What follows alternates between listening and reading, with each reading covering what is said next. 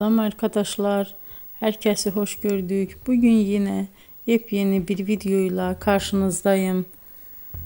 Hayranlıkla izlediğimiz Birce Akalay ve İbrahim Çelikkol'dan çok güzel kareler hazırladık.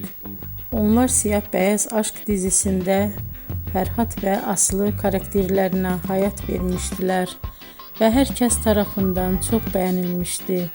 Biz de onların en özel ve en güzel fotolarını sizler için hazırladık.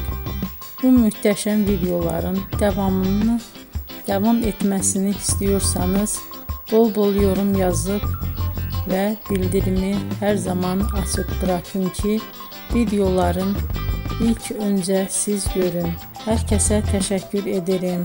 Bizden bu kadar.